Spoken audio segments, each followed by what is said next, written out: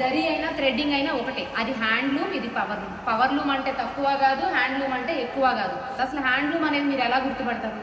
దానికి ఒక మెథడ్ ఉంది, తర్వాత నేను ఎక్స్ప్లెయిన్ చేస్తాను మీకు. ఇప్పుడు ఇవే చీరల్ని మనకి మార్కెట్లో ఇప్పుడు ఇదే ప్యూర్ కంచిపట్టు సారీ మీరు 25,000 నుంచి 40,000 వరకు మార్కెట్లో మీరు కొనేది ఈ చీరల్నే. ఇదే చీర మీరు 25,000 నుంచి 40,000 వరకు కొంటారు. అదే అలా మగ్గం మీద నేచిన చీర అయితే, హ్యాండ్లూమ్ మీద నేచిన చీర అయితే 50,000 నుంచి 1,50,000 వరకు కొంటారు. అది తేడా. అర్థమైందా? వీళ్ళ దగ్గర వీళ్ళు ఏంటంటే మేడం దారం వచ్చేసి షోరూమ్ బట్టి. అవునన్నా. ఇప్పుడు కస్టమర్లు కూడా ఎట్లా ఉన్నారంటే అన్న, షోరూమ్ అని కాదన్న, ఎట్లా ఉన్నారంటే ఎక్కువ రేటు పెడితే గొప్ప చీర, తక్కువ రేటు పెడితే ఇదిగోండి, ఇదిగో మేడం హ్యాండ్లూమ్. అదిగో ఇక్కడ తెలుస్తుంది కదా అక్క, బోర్డర్ లో తెలుస్తుంది. దీనికి ఇట్లా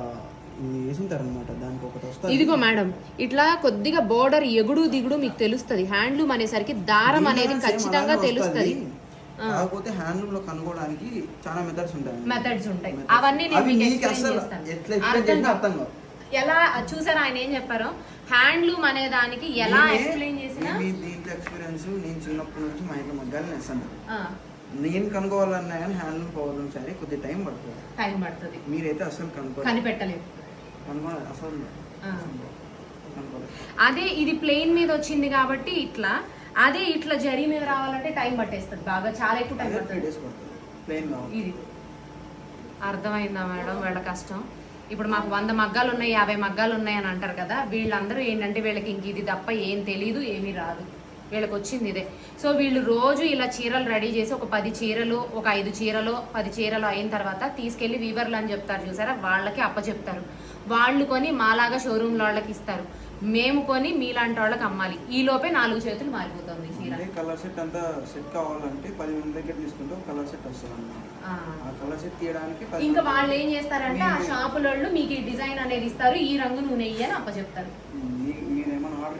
అక్కడ ఒక ఆవిడ దారం వేస్తుంటే నాకు అనిపించింది, ఆవిడ 2,000 అంట అది మొత్తం చేస్తే. వారం రోజులు అంటాను, వారం 10 రోజులు పట్టిద్ది అంట. అసలు ఎన్ని వందల కిలోమీటర్లు నడవాలి ఆవిడ దారం వేయడానికి? డబ్బులంటే ఇప్పుడు మీకు క్లారిటీ అర్థమైందని అనుకుంటున్నాను మేడం. నేను మళ్ళీ ఇంకొక వీడియోతో మీకు అర్థమయ్యేలా ఇంకా కొన్ని ఎక్స్ప్లెయిన్ చేస్తాను.